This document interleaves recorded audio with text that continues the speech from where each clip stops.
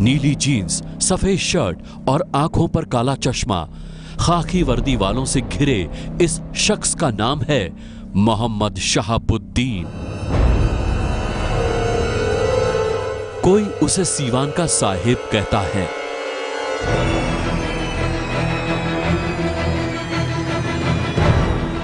तो कोई खौफ का दूसरा नाम।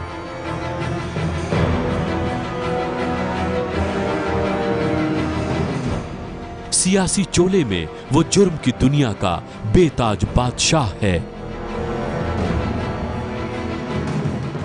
उसके गुनाहों की फहरिस्त इतनी लंबी है कि उसे ताउम्र जेल की दीवारों में कैद रखने की सजा सुनाई जा चुकी है, लेकिन अब वो बाहर आ रहा है।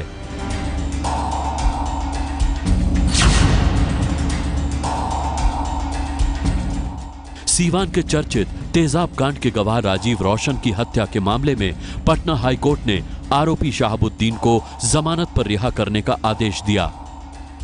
इसके साथ ही शहाबुद्दीन के 11 साल बाद जेल से बाहर आने का रास्ता साफ हो गया। तो आतंक का पर्याय तब है जब वो जेल के अंदर है, तो जेल के बाहर आने के बाद क्या होगा आप इसकी कल्पना कर सकते हैं। और देखिए, लोगों के मन में डर पैदा हो गया कि शहाबुद्दीन बाहर आ रहा है। बाहर आने से पहले ही शहाबुद्दीन के खौफ की चर्चा शुरू हो गई है। अभी जिस मामले में शहाबुद्दीन को जमानत मिली है, उसकी पूरी कहानी सुनकर आपके रोंगटे खड़े हो जाएंगे। सीवान के कारोबारी चंद्रकेश्वर सिंह ने अपने 3 बेटों को खोया है, गिरीश, सतीश और राजीव। रंगदारी देने से मना करने पर 2004 में शहाबुद्दीन ने गिरीश और सतीश को उनकी दुकान से उठवा लिया था। उसके बाद उनके साथ जो सलूक किया गया वो किसी फिल्मी सीन से भी ज्यादा खौफनाक था। परिवार के मुताबिक शहाबुद्दीन ने गिरीश और सतीश को तेजाब से नहलाया, उसके बाद उनके शरीर के टुकड़े टुकड़े करके उस पे नमक रगड़ दिया। 2 बच्चों को तो तेजाब से जला कर नहवा दिया, उसके बाद मार दिया। उसका जसमजीत गवाह राजीव रोशन था, उसको भी 16 जून को 2014 में उसका भी हत्या कर दी गई। सतीश और गिरीश की लाश तक नहीं मिली। राजीव अपने भाइयों की हत्या का एकमात्र चश्मदीद गवाह था, इसीलिए शहाबुद्दीन ने उसे भी मरवा दिया। अब इसी मामले में शहाबुद्दीन को जमानत मिलने पर बूढ़े माँ बाप न्याय की सारी उम्मीद खो चुके हैं। अब हम लोग का भय है कि हम लोग कैसे जिएंगे, कैसे क्या करेंगे, कोई समझ हम लोग का दूसरा कहीं ठिकाना है नहीं कि हम लोग कहीं जाए। सुप्रीम कोर्ट का हमारा हालत खराब है, तबीयत खराब है, इनके वही हालत, कौन जाएगा, किसके साथ हम लोग जाएंगे, पैसा रुपया का भी वही हालत, कैसे हम सुप्रीम कोर्ट जाएंगे।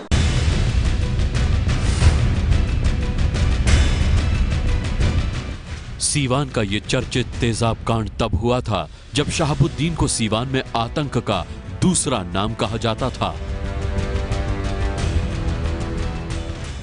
11 साल तक जेल में रहने के बाद वही शहाबुद्दीन अब फिर सीवान लौट रहा है। अब आगे भगवान मालिक है, हम लोगों को क्या होगा। पूरा सीवान दहशत में तो पहले भी था, अब उसके छूटने के बाद जो है फिर वही माहौल सीवान के लिए हो जाएगा। और हम लोगों को तो और भी मैंने पहले से ज्यादा भय है। सीवान में शहाबुद्दीन के जुल्म का शिकार सिर्फ यही परिवार नहीं है, वहां उसके खौफ की न जाने कितनी कुख्यात कहानियां हैं। शहाबुद्दीन उस वक्त सिर्फ 19 साल का था जब 1986 में पहली बार उसके खिलाफ आपराधिक मुकदमा दर्ज हुआ। इसके बाद चंद सालों में ही पुलिस रिकॉर्ड में शहाबुद्दीन एक कैटेगरी का हिस्ट्री शीटर बन गया। 80 के दशक में शहाबुद्दीन की बढ़ती ताकत को जल्द ही लालू यादव की शक्ल में सियासी सहारा मिला।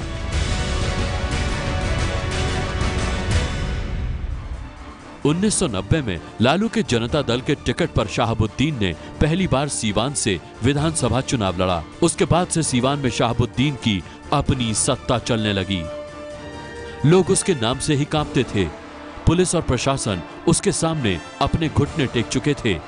यहां तक कि 2001 में जब एक पुलिस अधिकारी किसी मामले में वारंट लेकर शहाबुद्दीन के घर पहुंचा तो शहाबुद्दीन ने उसे थप्पड़ मार दिया।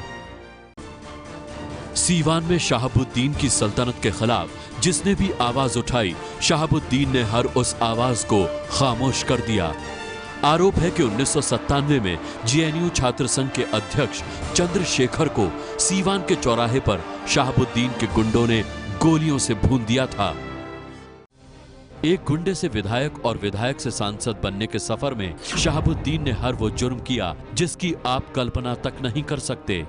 2005 में नीतीश कुमार के सत्ता में आने के बाद शहाबुद्दीन सलाखों के पीछे था। नीतीश कुमार के रवैये को देखते हुए ये उम्मीद जगी कि सीवान अब शहाबुद्दीन के खौफ से आजाद हो जाएगा, लेकिन 11 साल बाद उसी सीवान में एक बार फिर खौफ की वापसी हो रही है।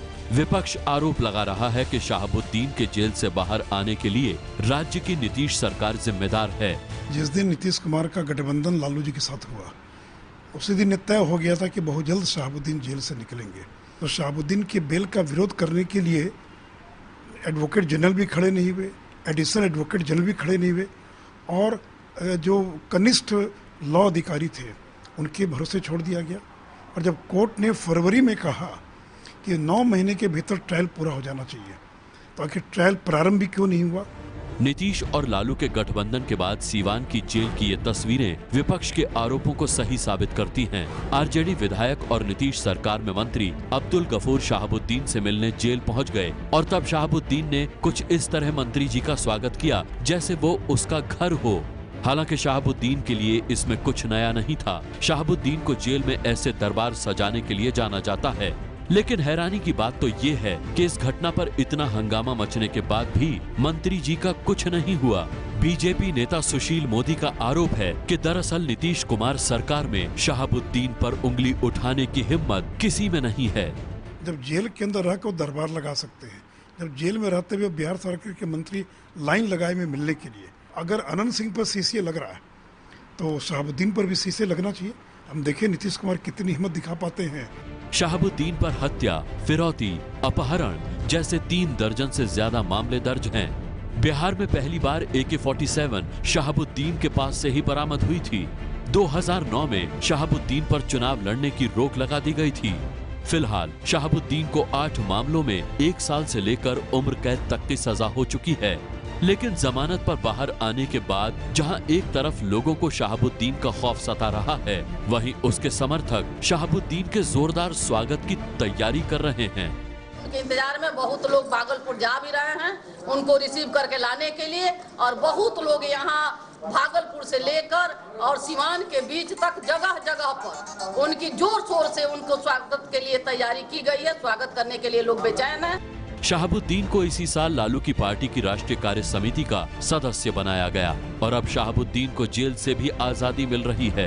ऐसे में नीतीश कुमार को उन लोगों को जवाब देना ही होगा जो कह रहे हैं कि बिहार में जंगल राज की वापसी हो रही है। सीवान से प्रकाश कुमार की रिपोर्ट।